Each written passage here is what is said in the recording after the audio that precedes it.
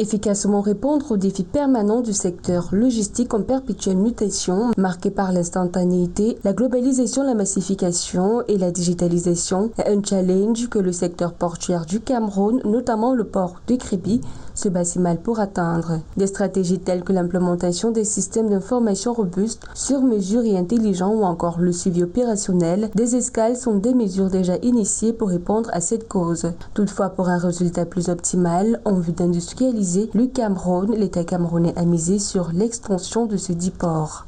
Le chef de l'État a attribué au port de Kribi 15 000 hectares de terrain, ce qui en fait l'un des ports les plus vastes au monde. Et ces 15 000 hectares de terrain sont destinés à l'industrialisation.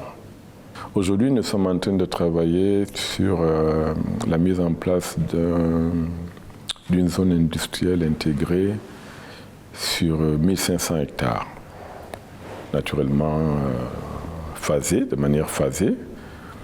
Et sur ces 1500 hectares, nous comptons développer des industries de toutes sortes, de tout genre, selon le schéma d'aménagement qui existe. 4 ans après le démarrage de ses activités commerciales en mars 2018, le port autonome de Kribi a déjà vu transiter près de 1600 navires pour un trafic global estimé à plus de 33 millions de tonnes de marchandises diverses, essentiellement grâce aux exportations de gaz naturel liquéfié. D'après Patrice Mellom, directeur général du port autonome de Kribi, seulement 1/10 des installations portuaires prévues initialement du port de Kribi est aujourd'hui sortie de terre.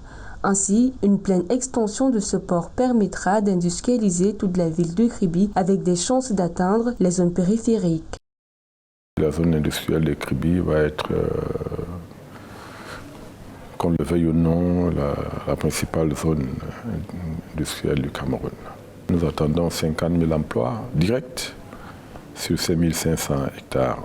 Avec un impact déjà certain sur toute l'économie de l'Afrique centrale, le port autonome de Kribi, selon le directeur général, aspire également dans les prochaines années à devenir une zone économique avec pour intérêt principal de favoriser l'accès à des infrastructures de qualité ainsi qu'à de nombreux avantages administratifs, fiscaux et douaniers. Une avancée qui, selon lui, contribuera aussi à amener le Cameroun à atteindre ses objectifs de développement à l'horizon 2035.